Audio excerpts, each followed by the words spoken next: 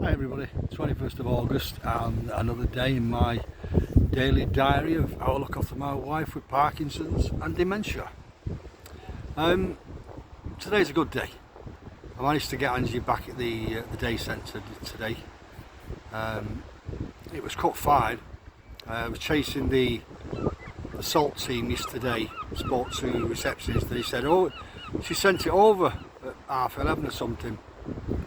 I said, oh right, okay, I'll wait for it to come through. Anyway, it didn't come, phone her again about 2 o'clock. She said, oh well, I'll send it. So at 3 o'clock, 3:10, I phoned back again. Still not gone. Still not got it. She said, well, I've sent it as well. It's twice it's gone. So let me check your email. So I said, well, I'll send you an email, then you know you got it right. And reply back to that. So she rung me back. She said, yeah, it's the right email, but I've replied anyway. Still nothing. I don't know what happened. And it was about 4:10 when it came through as an email, so I rung the daycare centre, but sod's law, they close at 4. Nobody there. So I thought, what do I do now? But it's one of the carers is following me on here, Karen. So I messaged Karen, told her what had happened, got the paperwork. Anyway, so she phoned Jan, you know, the one above her, next one up. Phone me back and yeah, right, okay, come in morning with your paperwork, and as long as it's all right, well, we can go ahead. So I was there at 9:30 this morning, got Angie up.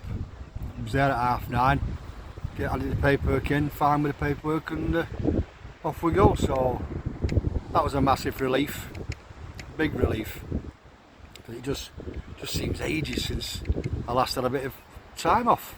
It's only a week. It was only last Thursday when I got the call. I was sat out here, I think. Yeah, I was on Thursday afternoon.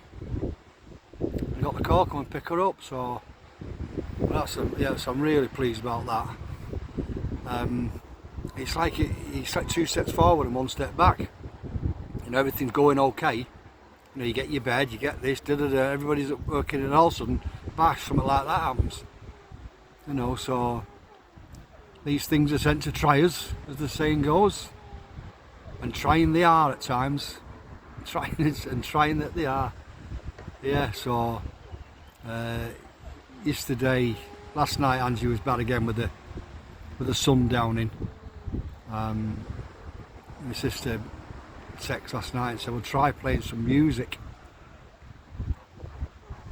But I'll try it, but I mean, I might be being negative about it, but I don't think it'll work. I've tried it in the past, even when we're in the car. She prefers peace and quiet, you know, so I'll try it. I'll might just turn the TV off and put some music on and not bother giving her a choice. See what she says, might do it that way. Yeah, so when I got up this morning, last night she was really bad. No, when I got to bed, I give her the options, right, and you come on, I said, I need to go to bed, I'm tired. And I was starting to nod off on the couch, about 11 o'clock. So come on, I'm going to have to take you to bed. I got her in bed and she was really restless, and it was still at 10 to 2. I just thought, I'm going to have to go and get in bed. You know, I'm at least I'm in a separate bed now.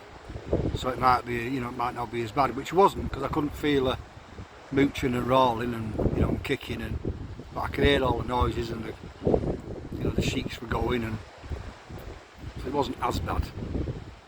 But so I think I got a couple of hours kit. Just getting me cappuccino.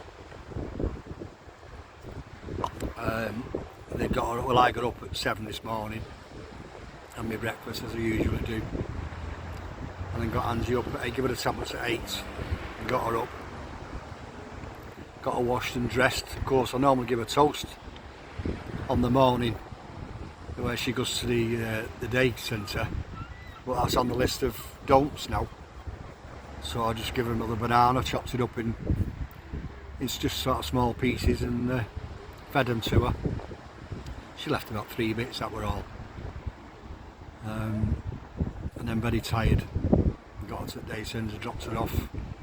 You know, they looked after her. And just very pleased to see her again. So, you know, it's a nice atmosphere when you get in there as well. It's, you know, the staff are all, hi Angie, hi Mike, you know, everybody's chatting and all doing what they got to do, and yeah, it's just a nice place.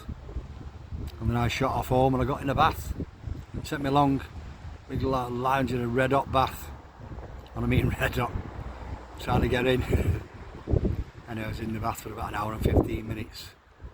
And I got out and had my shave and got myself a coffee and did a bit of ironing and come out and to do this. It's a bit overcast at the minute, so it's still okay. Still okay, better than there's a lot worse places to sit on a Thursday afternoon at 12:30, 1:15. A lot worse places. Yeah. While I was in the bath though, I was again you start pondering, you listen to music, but your mind starts wandering off, and I've had a couple of messages, saying, well, I've had a lot of messages saying, you're doing a good job, etc, etc. But I've had a couple that have, well, I've had 3 or 4 I think, but 2 sort of especially stuck out to me and said, one lady said once she got a diagnosis of having cancer, her husband just up and left. Now, okay, he might not be able to handle it, he might not want to become a carer or change his plans in life, but to get to that stage and just up and walk away, walk away before you get to that stage, because obviously there's something not right there. You're not in a strong, solid relationship, are you? I can't get my head around it. I didn't want to become a carer, don't get me wrong. I don't particularly enjoy being a carer, but I've got to do it. I've got to do it because we got married and it's part of your vows, and you know what I mean. And it's like I can't get my head around it. So if you're in a relationship, you should know. You should know really whether if something just suddenly comes along like a big bus and just hits your side on and alters your lives completely, like it's done with ours, right out of the blue. Because you can have all the best plans in the world. You're going to do this, you're going to do that, you're going to go here, you're going to go there, this, that and the other, and all of a sudden, bash, something hits your side on and chucks everything out to the window. Give yourself a thought of whether that happens, you could carry on, become a carer, or would you still want to do and carry through with what your original plans were.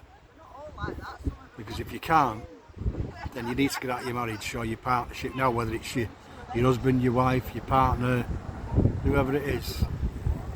Get out now before that happens, because it's a double whammy when you think. You've got people walking up behind me, sorry about this. 1 second.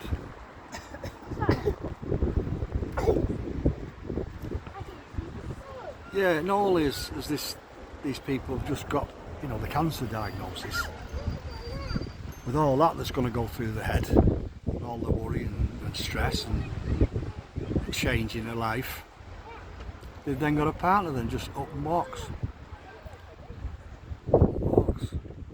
Please, if you know, have a talk to yourself, give yourself a good talking to, and if you know that's what you would do, then please do it now. Don't wait till that day arrives. And don't think, oh, it probably won't, because it probably won't. But it happens to some people, so why not you? Right, there endeth my sermon for today. No, but it just got me thinking, and I thought I couldn't do it. You need to walk away before you have to do that to somebody. It's not right. It's not fair. It's not fair. I know you've got your own lives to lead, but that's a wrong way to do it. It really is. So right, okay, yeah. Today I'm going to now just feel refreshed again. I had my shower and I'm soaking the bath and the cold shower afterwards. I'm out here just drinking my coffee, and I'll go finish the halfway on this walk along the front now, and I'll finish this off. Then I might go and get a bit of lunch, and before you know it, it'll be 3:15. I'll be going picking Angie up again. But at least I've got Monday now to look forward to again. I hope that doesn't sound a bit crassy. the right way to say it, look forward to, but it's, you know, at least I've got that break within the next, you know, short future. I'm on about it, some time off. So I suppose I do look forward to it, really. Yeah. It is, because it is relentless being a carer. It is relentless. There's no break to it at all. I'm going to make a few phone calls today as well about the phoning up to see about the respite homes as well. So I'll do that in a bit. I'm going to bike to it, I think, and then make a couple of calls before I pick Angie up.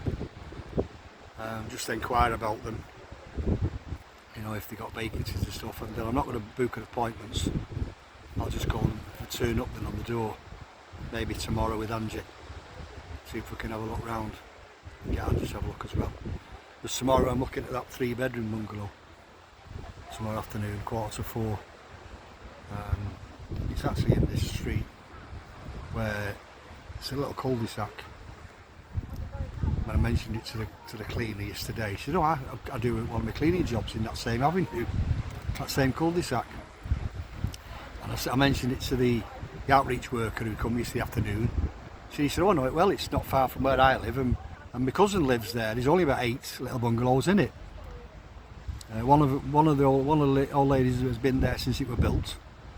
There's another couple at the end that's got a caravan, and she named a few of them. So there's only 2 that I don't know. So it's a lovely little cul-de-sac. So yeah, fingers crossed on that one. I keep saying that, but yeah, I'll make a decision. I need to. The sold sign has gone on ours yesterday. I know it's been provisionally sold, but there's no sold sign that's been on until yesterday. I looked through the window and there it was. Somebody had been around and put sold on it. So yeah, right, okay. So I'm going to get off, finish this cappuccino, finish this walk, and go and do what I'm doing. So again, please press your like buttons, follow me, share these videos, send me your comments, and do what you can do. If you are a carer, stay strong. If you're being cared for, stay strong. Give your carer a little bit of slack sometimes. If he or she seems to be a bit sharp with you, should we say?